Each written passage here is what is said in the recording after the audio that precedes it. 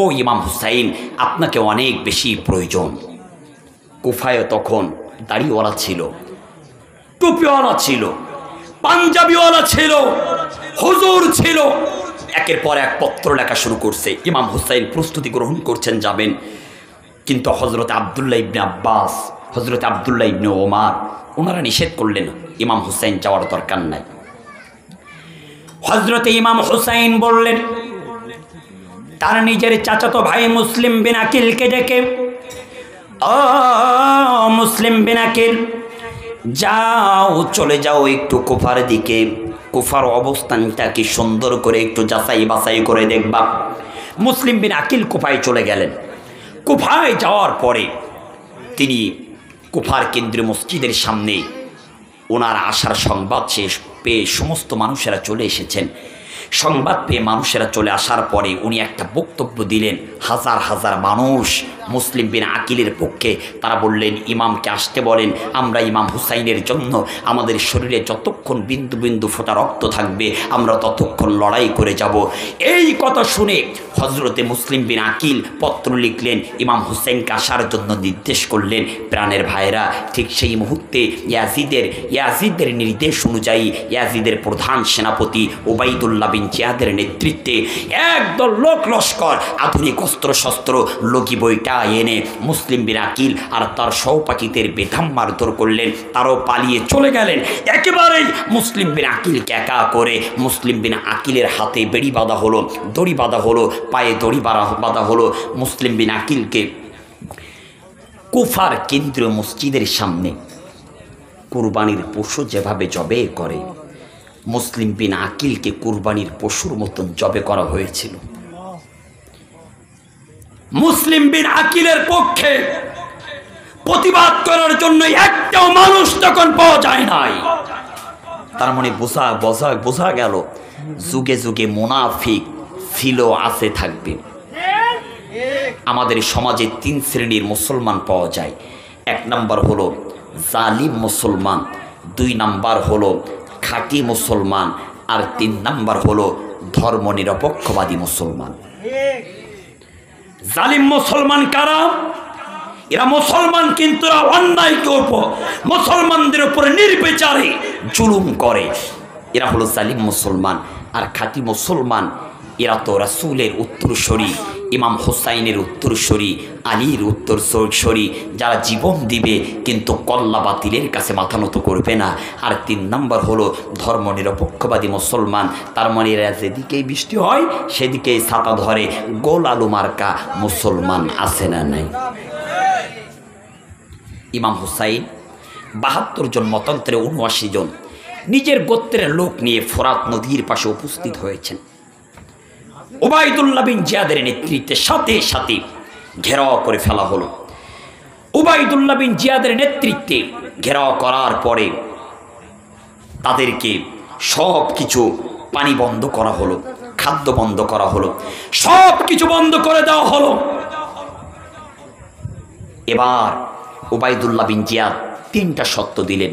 Number 1, ও হুসাইন শোনো, 1 number, তোমার উদ্দেশ্য হলো তুমি চাও আল্লাহর কোরআন পার্লামেন্টে যাবে, কিন্তু শুনে রাখো এই কোরআন তুমি পার্লামেন্টে নিতে পারবে না। এই কোরআন তুমি খানকায় রাখবা, এই কোরআন তুমি মসজিদে রাখবা, এই কোরআন দিয়ে তাবিজ করবা, এই কোরআন দিয়ে ঝাড়ফুঁক করবা, কিন্তু এই কোরআন পার্লামেন্টে নিতে পারবা? কারণ কোরআন যদি পার্লামেন্টে চলে যায়, কোরআন দিয়ে সমাজ পরিচালনা হবে, রাষ্ট্র পরিচালনা হবে, টেন্ডারবাজি থাকবে না, চাঁদাবাজি থাকবে না, খুন থাকবে না, গুম থাকবে না, ধর্ষণ থাকবে না। এই জন্যই আল্লাহর কোরআন তুমি পার্লামেন্টে নিতে পারবা না। 2 নম্বর সত্য, আমার বর্ষবর্তী স্বীকার করা লাগবে। আর এই 2টা সত্য যদি তুমি না মানো তাহলে আমার সাথে যুদ্ধ করো। ইমাম হুসাইন বললেন, আমার রক্ত যাবে, আমার জীবন যাবে, আমার শহীদ হব, তারপর আমি চাই আল্লাহর কোরআন পার্লামেন্টে যাক, আল্লাহর কোরআন সংসদে চলে যাক। কিন্তু ওবাইদুল্লাহ বিন জিয়াদ চক্রান্ত করে, ষড়যন্ত্র করে খাদ্য পানি সব বন্ধ করে দিলেন। এভাবে 1 দিন 2 দিন অতিবাহিত হয়ে গেল। পানির জন্য ক্ষুধার যন্ত্রণায় তারা ছটফট করছে।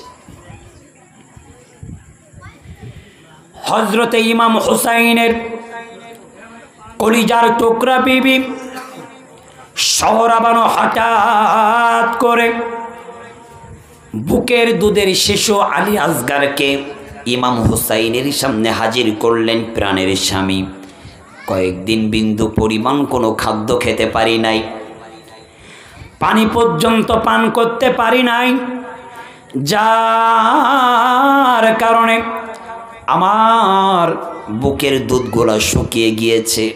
ও স্বামী, আমার কলিজার টুকরা সন্তানকে একটু পানি পান করান।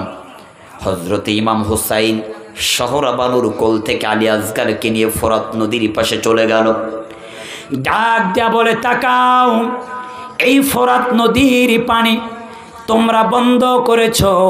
এই ফোরাত নদীর পানি জীবজন্তুই খায়, পশু পাখিতে খায়, তাতে তোমাদের কোনো সমস্যা নাই। আমার ছোট্ট আলী আসগারকে একটু পানি দাও। আমার শিশু আলী আসগার যদি একটু পানি পান করতে পারে তাহলে আমার শিশু আলী আসগার অনেক আরাম পাবে। কিন্তু ওবায়দুল্লাহ বিন জিয়াদের লোকেরা কথা শুনলেন না। ওবায়দুল্লাহ বিন জিয়াদের নেতৃত্বে একজন তীরন্দাজ টার্গেট করে লক্ষ্য করে তীর ছুড়ে মারলেন। আর বিষাক্ত তীরটা ইমাম হুসাইনকে না লেগে ছোট্ট আলী আসগারের কলিজায় লেগে কলিজা ছিঁড়ে বাহির হয়ে গেল। আলী আসগার শহীদ হয়ে গেল। কলিজার টুকরা আলী আসগার যখন শহীদ হয়ে গিয়েছেন, কোলে করে নিয়ে শহরাবানুর কাছে চলে গেলেন। বিবি, তোমার সন্তানকে পানি পান করানোর জন্য পাঠিয়েছিলে, তোমার সন্তানকে ফোরাত নদীর পানি পান করাইতে পারি নাই, তাই কি হয়েছে? জান্নাতের মধ্যে আমার নানা তোমার সন্তান আলী আসগারকে হাউজে কাউসারের পানি পান করাবে।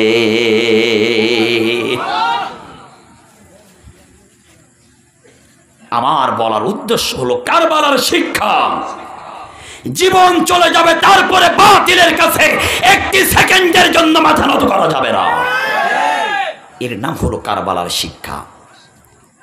চলেন না, কারবালার আর একটা শিক্ষা। তাবুকের যুদ্ধের জন্য আল্লাহ রাসূল বলছে, তোমাদের যার কাছে যা আছে আমার সামনে হাজির করো, দান করো।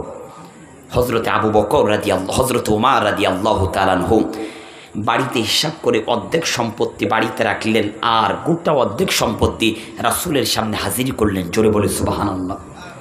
কিছুক্ষণ পরে হযরত আলী এসেছেন। এক মুষ্টি কি জন্য দেয়? হযরত আলী বললেন, আবু বকর, বাড়িতে কি রেখে এসেছো? আল্লাহ রাসূল বলছেন, আবু বকর বলছেন, ইয়া রাসূলুল্লাহ, বাড়িতে রেখে এসেছি আমার আল্লাহ এবং আমার আল্লাহ রাসূলকে। আমার আল্লাহ এবং আল্লাহ রাসূলকে, এটাও কিন্তু মুহররমের একটা শিক্ষা। এই জন্য সার্বক্ষণিকের জন্য আপনাদের একটা হাদিস বলেছিলাম মুহররমের, যে পবিত্র মুহররম 10 তারিখকে উদ্দেশ্য করে বেশি বেশি করে পরিবার পরিজনের মানুষদের জন্য দান সাদকা করতে হবে, মুক্ত হস্তে দান করতে হবে। আজকের আলাদিপুর হুসাইন রাদিয়াল্লাহু তাআলা দারুল কোরআন কুরানিয়া, দারুল কোরআন নুরানি মাদ্রাসা এর উদ্যোগে আজকের চমৎকার নান্দনিক তাফসীর মাহফিল আল্লাহ কবুল করুক বলে আল্লাহুম্মা আমিন। এই প্রতিষ্ঠানটা ভালোভাবে চলুক, সুন্দরভাবে চলুক, এটা আমরা চাই কি চাই না? আমরা চাই কি চাই না? এই প্রতিষ্ঠানকে আল্লাহ কবুল করুক। আমি দেখতে চাই কোন এমন ব্যক্তি আছেন, as-সাদাকাতুল তারাদ্দুল বালা, দান করলে বিপদ আপদ বালা মুসিবতগুলো দূর হয়। ভাই কষ্ট পাচ্ছেন? আগস্ট মাসের মাদ্রাসার বিল্ডিং এর কাজ